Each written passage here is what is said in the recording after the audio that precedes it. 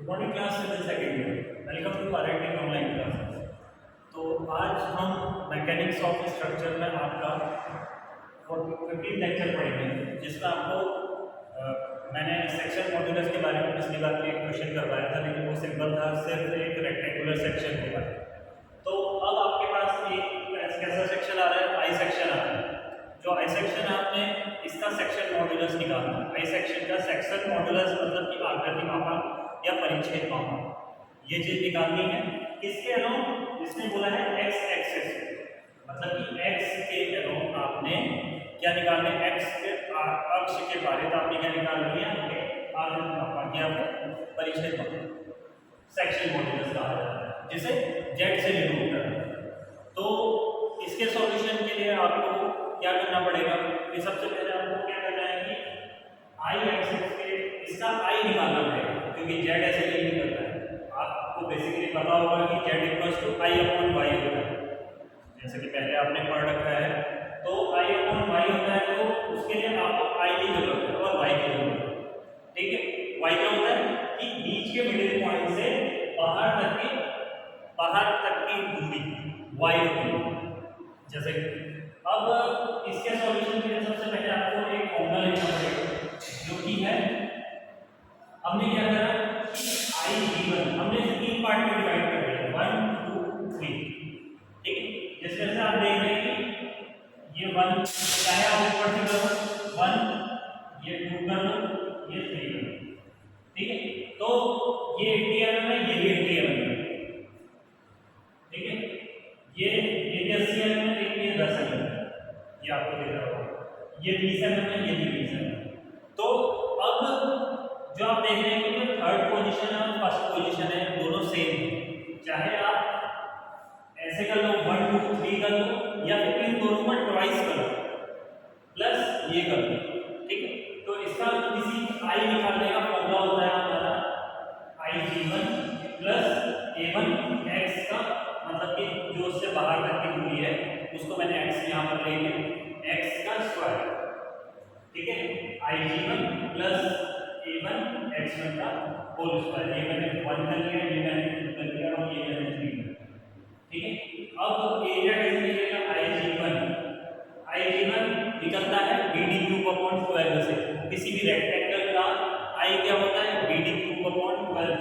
तो यहाँ पर आपने फॉर्मूले को और ज्यादा डेमोंस्ट्रेट करा, BD³/12 प्लस एरिया कैसे निकलेगा, L/B और x1 ऐसे रहेगा। इसका आपने क्या कर दिया, यहाँ पर इंटू 2 कर दिया। ठीक है, क्योंकि नीचे और ऊपर आपका बिल्कुल सही है, इंटू 2 कर दिया। प्लस में आपने क्या करा, बीच वाला ला लिया BDQ आई हो गया, और ए कैसे निकलेगा, B इंटू डी और x का। ठीक है, तो ये मेरा 1 और 3 इसमें आ गया, 1 से 3 सेक्शन इसका आ गया। ये सेक्शन जो है ये सेकंड सेक्शन है, जो बी का है। ठीक है, अब आपने क्या करना है, यहाँ पर टूल्स बाहर से ऐसे लेने दिया।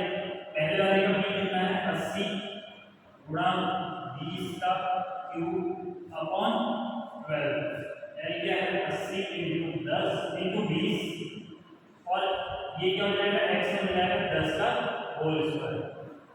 सभी लोग समझ रहे होंगे, इस तरीके से इसको सॉल्व करा जाएगा। प्लस बीच का है BD2, क्या है b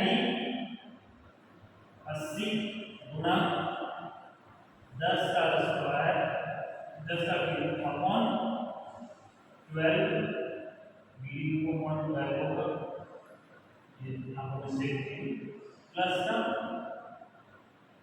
10 इंटू 80 और ब्रैकेट में x के बाहर, यहाँ से बाहर तक की कितनी डिस्टेंस है, 60, ये 60 है, इंटू 60 का स्क्वायर। तो इस तरीके से आपका ये आपका सॉल्व हो जाएगा। ठीक है, यहाँ पर से आपका क्या निकल जाएगा, आई एक्स एक्स। अब ये आई एक्स एक्स निकल गया, तो आई की वैल्यू हमें पता चल गई। अब इसके बाद क्या करेंगे आपको, अब वाई मैक्स निकालनी है। ये वैल्यू आप लोग फाइंड आउट करेंगे। अब y मैक्स कैसे निकलेगा, मतलब कि बीच के पॉइंट से हमारे बाहर तक की कितनी दूरी है, चाहे ये पूरी दूरी ले लो, ये कितनी है 120 है, लेकिन ये नहीं लेगा हम सीधे 60 पर, क्योंकि हमें 60 पता है कि यहाँ से बाहर तक की दूरी कितनी है 60 है, तो y मैक्स से 60 आ गया। इसके बाद आपने z का फॉर्मूला लगाया जो होता है सेक्शन मॉड्यूलस।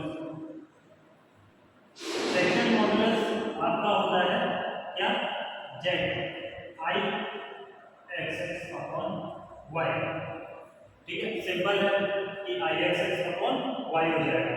अब यहाँ पर I की वैल्यू जो भी आपकी आई है वो यहाँ पर लिखेंगे अपॉन y, y पुट कर, y 60 है आपका, y आपने पुट करा, तो आपका क्या निकल जाएगा सेक्शन मॉड्यूलस, मतलब कि आपका की मात्रा। तो इस तरीके से आप ये I सेक्शन वाले को सॉल्व करेंगे, और ये काफी इंपॉर्टेंट क्वेश्चन है, अपने आप में बहुत इंपॉर्टेंट क्वेश्चन है, आता है जनरली I सेक्शन। इसके बाद आपका एक सेक्शन और है, वो होता है T सेक्शन। सिंपल है, सेम इसकी तरह ही होता है, लेकिन इसमें क्या है ऊपर नीचे I सेक्शन ये दोनों आपके सेम है, लेकिन किसी जनरली किसी क्वेश्चन में ऐसे आते हैं कि ऊपर ही इसका आधा होता है और नीचे थोड़ा सा लंबा होता है, तो आपके क्राइटेरिया चेंज हो जाते हैं।